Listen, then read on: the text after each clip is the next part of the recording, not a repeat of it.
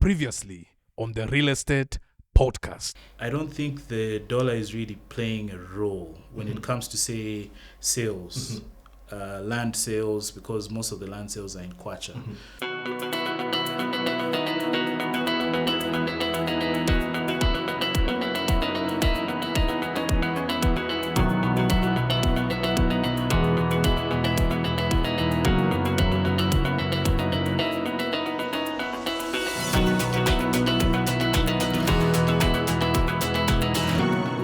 Welcome back.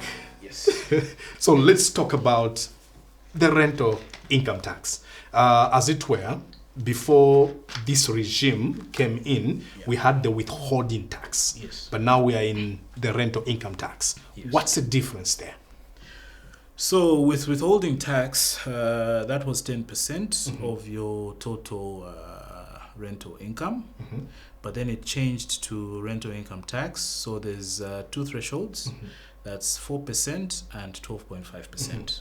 So 4% is for properties that are earning, I believe it's less than 66,000 kwacha per month and totaling 800,000 kwacha per year. Yeah. So if you fall under that threshold, you pay 4%. 4%, okay. If you're above that threshold, you pay 12.5%. Okay. Now, I feel it's not really a fair tax because the band is too wide. 4 and 12 is too wide. At least if there was a middle rate, maybe say 8 or 9%, that would be much, much fairer. Awesome. Yes, because there are obviously those people who will be 600,000 per annum now, or maybe 810 or something. So there needs to be that sort of balance. Okay. That's what I feel with rental income tax. But whose obligation is it to deal with the rental income tax? Is it on the landlord or on the tenant? Withholding tax before was the obligation of the tenant, but now rental income tax has been pushed to the landlord. Okay.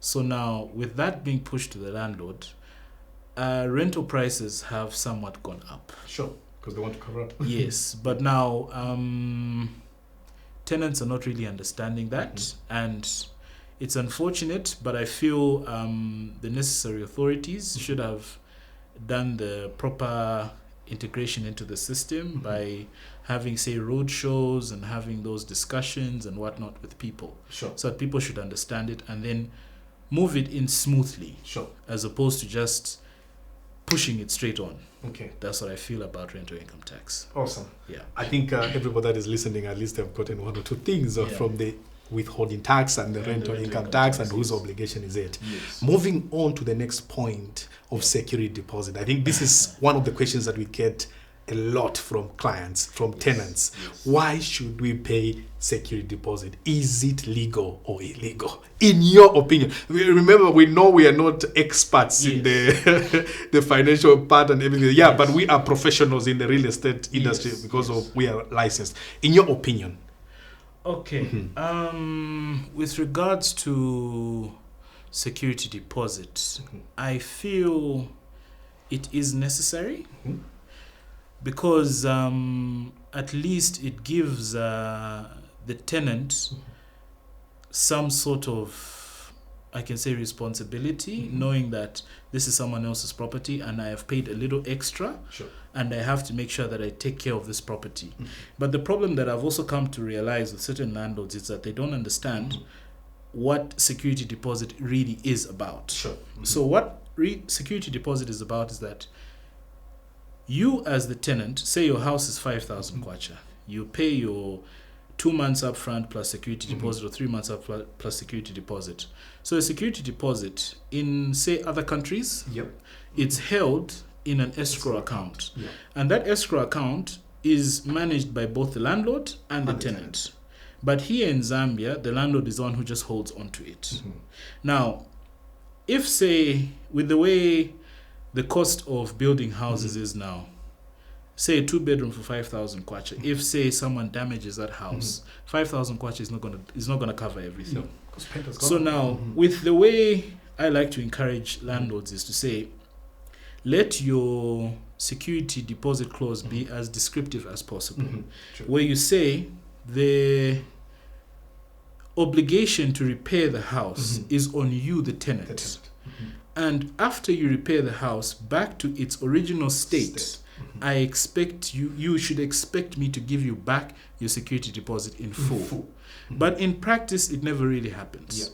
Because you'll find the tenant, upon vacating the premises, decides to not want to bother to fix the house, or they'll just leave the house at night. Those are the times when you're driving home at 16, 18 hours, you find a truck full of Katundu going to a different location. Most of those, unfortunately, you know that they have probably run away. Yes, because they know that they have made a mess up at the house and it will cost so much to repair.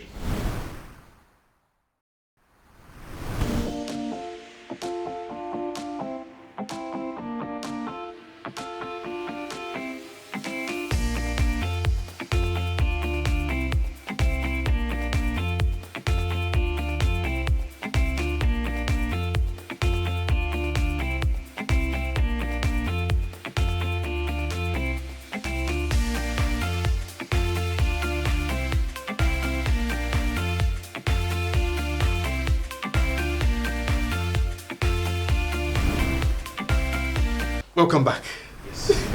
Yes. So, to recap on the security deposit, you are saying, or as per your opinion, you're saying you advise landlords to put in a clause in the lease agreement which stipulates the obligation of repairs to bringing back the property to the standard in which it was given.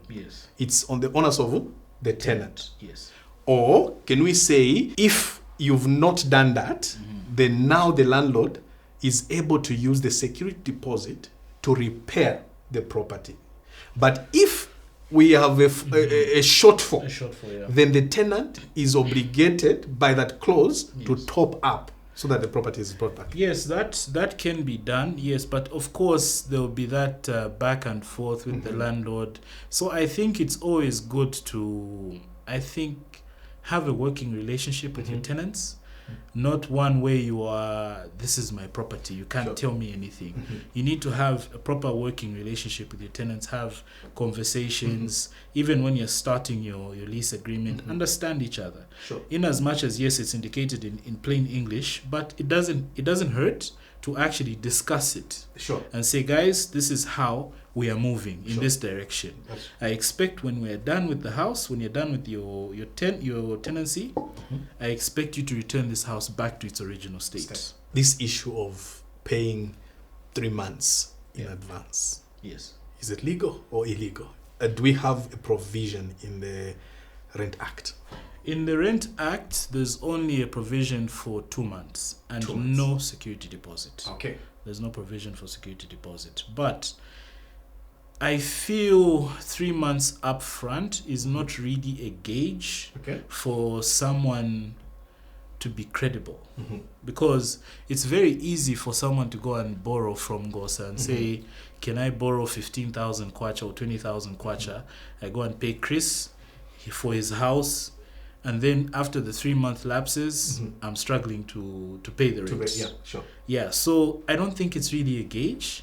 And I always tell the landlords to say, look, if someone tells you, I'm able to pay you 1 month plus 1 month security deposit, and I will be paying you consistently after that, that is a more trustworthy client. As opposed to someone where you give them the lease and say 3 months up front, I can even pay 6 months, I can pay 1 year, I can pay 2 years.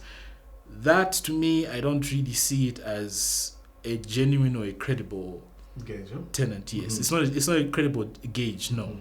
I feel if someone is just honest and straightforward and say, I can manage X amount, it's better that way.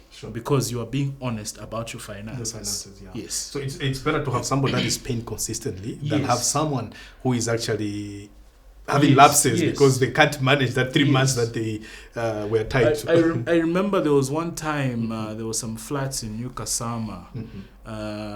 There was one landlady, she was insisting to say, I only want 3 months upfront plus security deposit. I said, look, it's not a gauge. Get 1 month plus security deposit. She got that 1 month plus security. This was about 5 years ago. The tenant only moved out a year ago. They were consistent in their payments. Sure. The other tenants that followed after messed up everything. Awesome. After 6 months, terminated. 6 months, terminated. 6 months, terminated. So it wasn't a good gauge. And ever since, she's actually followed my advice. And I hear all the other houses that she has, she just goes straight with 1 month and security deposit. Okay. At times, if someone comes without the security, so long as they sit down and have a conversation, she goes ahead and gives them the house. Okay. Next time on the Real Estate Podcast. Because as a registered agent, you need to get your 1 month commission. So it's something that we can't really run away from. But of course, with relationships that you build with landlords, you can obviously say, okay, look, Mr. So-and-so, we can spread it out.